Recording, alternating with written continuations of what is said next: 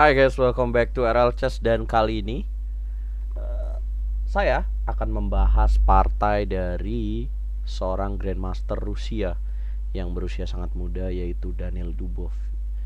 Nah, karena kalian sering banget nih request tentang Daniil Dubov yang merupakan titisan dari Michael Tal. Banyak sekali yang bilang bahwa dia adalah titisan dari Michael Tal.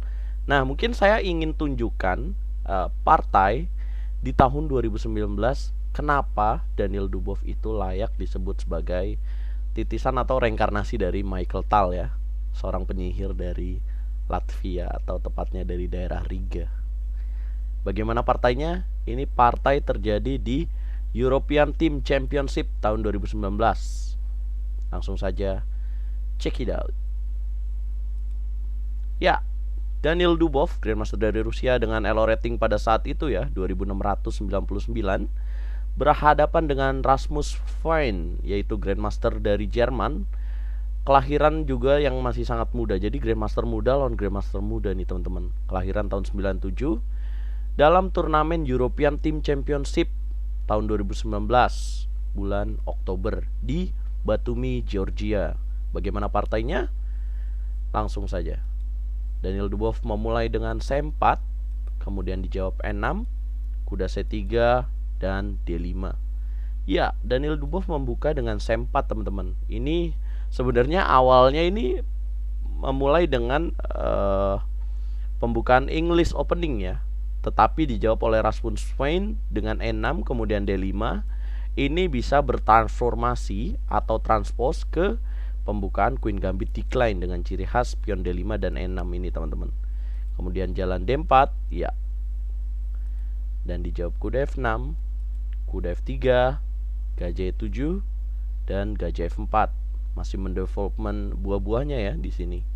Rokade, E3 dan B6. Dan inilah pattern dalam pemain putih ya ketika berhadapan dengan Queen Gambit Decline, dan ini sangat bagus sekali dan salah satu pilihan yang tepat kalau teman-teman mau bermain dengan lawan hitam bermain seperti ini nih. B6 kemudian menteri C2, gajah A6 dengan tujuan langsung ya menyorot ke gajah F1 nya karena kekuatan gajah terang dari Daniil Dubov ini bagus banget cuy. Kemudian rokade panjang ya di sini. Wow, biasanya bermainnya dengan gajah D3 nih. Cuman karena hitam dengan gajah 6 jadi ya ini adalah playing style dari Daniil Dubov juga sih sebenarnya dengan rokade panjang ini. Kita bisa lihat opposite castle ya atau rokade berlawanan ini tentunya biasanya menyajikan sebuah partai yang sangat menarik teman-teman. Kemudian ya diberikan pion di C4 ya. Rasmus jalan D kali C4 dan kuda G5 di sini. Lihat kudanya tidak hanya menjalankan sebuah langkah ya, tapi dia mengancam petak H7 dan sudah ada menteri di C2 ini teman-teman. Kemudian dijawab kuda C6, A3 dan G6. Ya, Rasmus mulai mencurigai ya dan mulai takut dengan ancaman dari menteri C2-nya ke H7. Kemudian dobrak di sini Daniil Dubov H4, gajah D6 dan G3. Ya, menopang ya. Dia tidak mau langsung makan D6 tapi menopang gajahnya dengan G3 yang apabila dimakan mungkin akan dimakan dengan pion G untuk membuka lajur G-nya ini teman-teman. Kemudian Rasmus jalan menteri A7, ya idenya adalah E5 selanjutnya karena tadi tidak bisa mendorong E5 karena ada pinning dari benteng di D1. Kemudian H5 di sini dan E5 ya. Tapi Daniil Dubov tetap ya dengan inilah ciri khas dari Daniil Dubov. Jadi dia kalau misalkan sudah yakin dengan tujuannya, dia tetap aja menyerang, tidak peduli dengan ide dari lawannya yang menurut dia ya biasa-biasa aja, belum terlalu berbahaya. Kemudian H kali G6 mengorbankan gajah di petak F4 ya.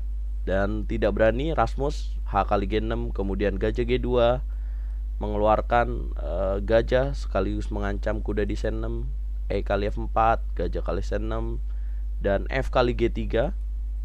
Ya, tidak mau mengambil benteng di A8 ya seorang Daniil Dubov. Tapi dia lebih memilih Raja B1. Kira-kira kenapa tuh, Bang?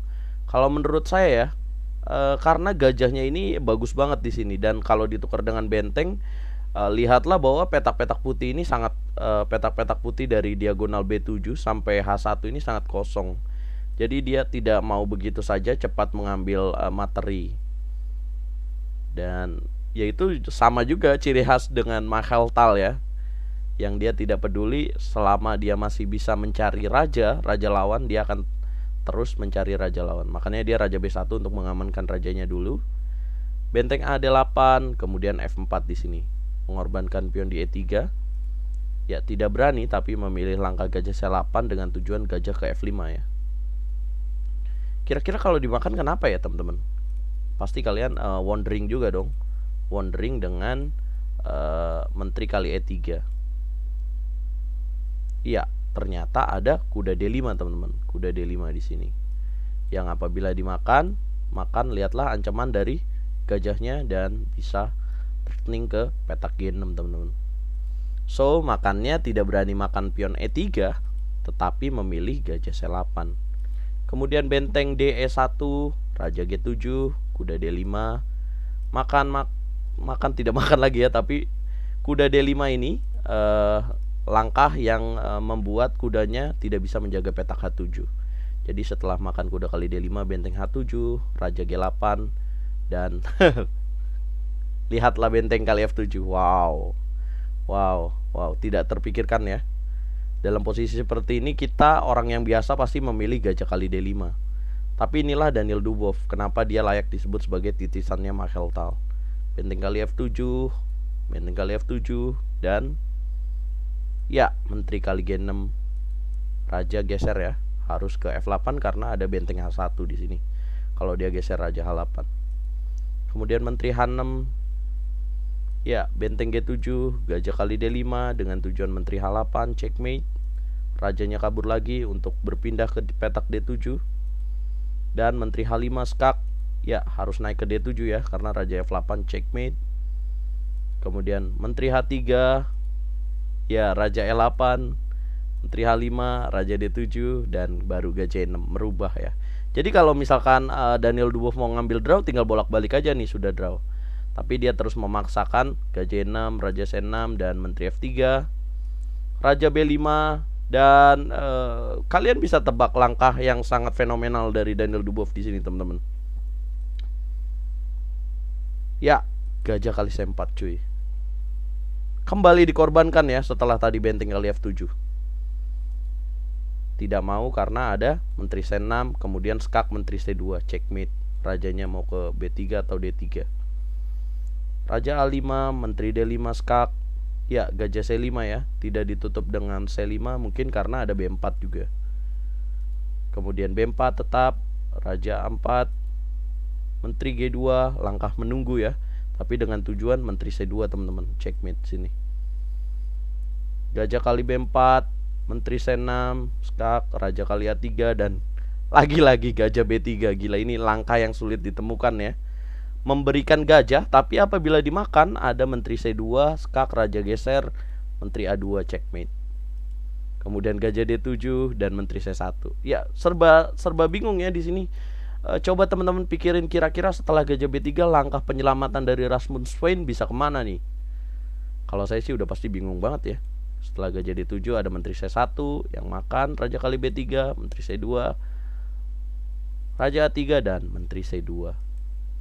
Checkmate dalam 39 langkah, dan partai inilah yang membuat Daniel Dubov disebut-sebut sebagai titisannya Magheltal karena bisa apa ya? Bisa mengatur sedemikian rupa sehingga lawannya bisa checkmate. Dari kita tahu rajanya awalnya di G8 ya. Jalan ke F8, ke E8, ke D7.